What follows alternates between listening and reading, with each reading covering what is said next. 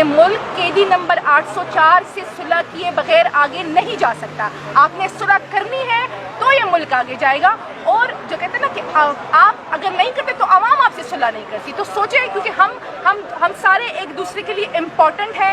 کوئی بھی جو کہتے ہیں نا ہر کوئی اس ملک کے لیے امپورٹنٹ ہے. ہمیں بیٹھنا ہوگا, ہمیں اس ملک کو آگے لے کے جانا ہوگا, اور ہمیں مزید جو ہم نے 75 ایئرز آف ہسٹری جو حرکتیں کی ہے اس چیپٹر کو بند کرنا ہوگا. اور بس جو ہے نا جس طرح ترقی یافتہ ملک وہ کہتے ہیں ترقی کر رہے ہیں, اب مزید ہم اس ملک کی فیوچر کو جو برین ڈرین ہو رہا ہے, یہاں سے لوگ مایوس ہو کے جا رہے ہیں, ہم نے وہ مایوسی ختم کرنی ہے. اور وہ مایوسی صرف اس طرح بھی ختم ہو سکتی ہے جب اس ملک میں لوگوں کو انصاف دکھتا ہوا نظر آئے گا.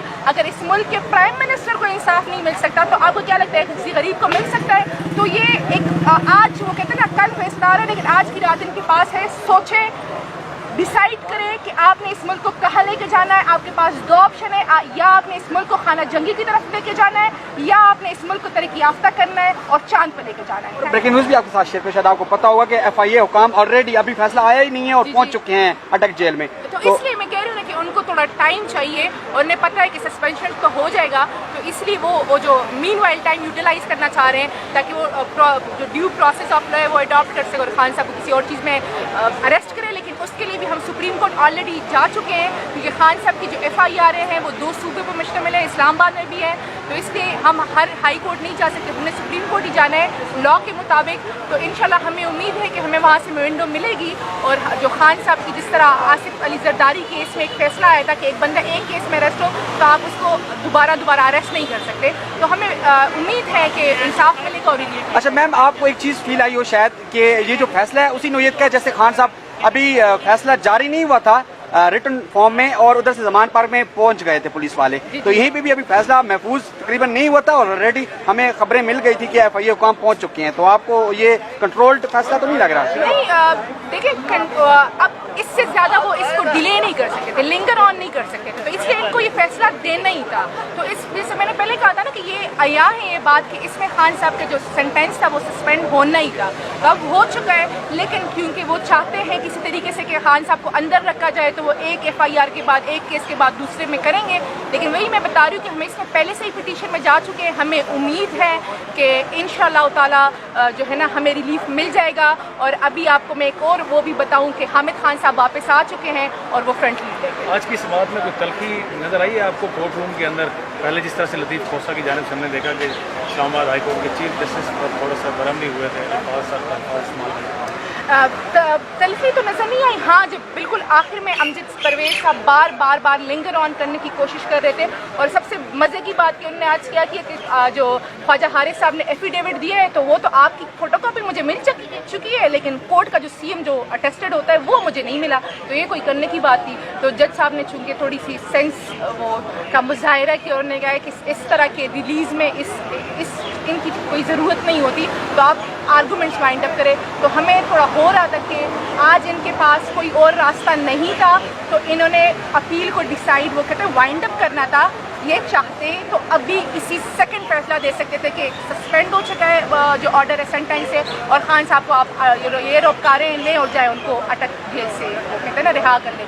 لیکن جس طرح سسٹم فکسڈ ہے, سسٹم مینج ہے, تو اس لیے وہ ایک دوسرے کو تھوڑا ٹائم دے رہا ہے کہ چلے ہم کرتے ہیں پر آگے آپ. اسلام آباد ہائی کورٹ سے آج بالفرض آپ کو ریلیف مل جاتا ہے PTI کو, جو عدم اعتماد آپ نے کیا وہ عدم اعتماد اب بھی قائم ہے. جب خان صاحب نے کہا ہے کہ مجھے ان پہ اعتبار نہیں ہے تو ہم کیسے وہ اپنی طرف سے کہہ سکتے ہیں؟ خان صاحب پہلے بھی کہہ رہے تھے, اب بھی کہہ رہے ہیں اور شاید آگے بھی کہیں. لیکن چونکہ وہی میں بتا رہی ہوں کہ ان کے پاس اب وہ راستے ختم ہو چکے تھے, ان کے پاس کوئی اور چارہ نہیں تھا, یہ ڈیسائیڈ کرنا ہی کرنا تھا. یہ پوری قوم کی نظر ہے, آپ کیسے ہر دن تو دھوکہ نہیں دے سکتے. 3 دن آپ نے ڈیلے کر دیا ہے, لیکن آگے جو باقی کے مقدمے وہ اسلام آباد میں ہی ہیں, یہی سے فیسیلیٹیٹ کیا جائے گا.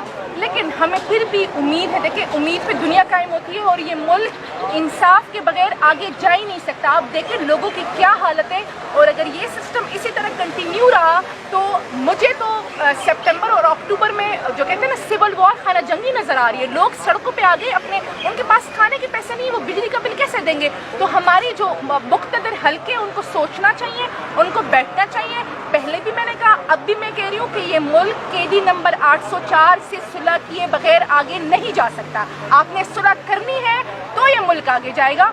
और जो कहते हैं ना कि आप अगर नहीं करते तो आवाम आपसे सुलह नहीं करती। तो सोचें, क्योंकि हम सारे एक दूसरे के लिए इम्पॉर्टेंट हैं।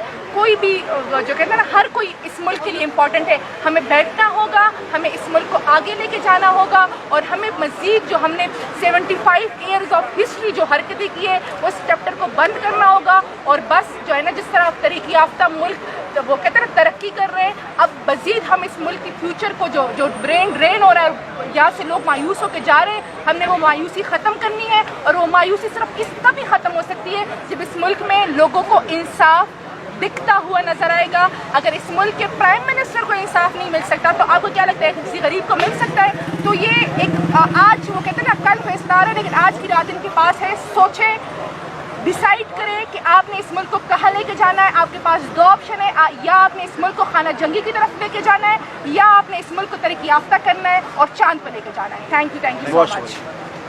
आप लोग मुझे पकड़वाना है किसी में।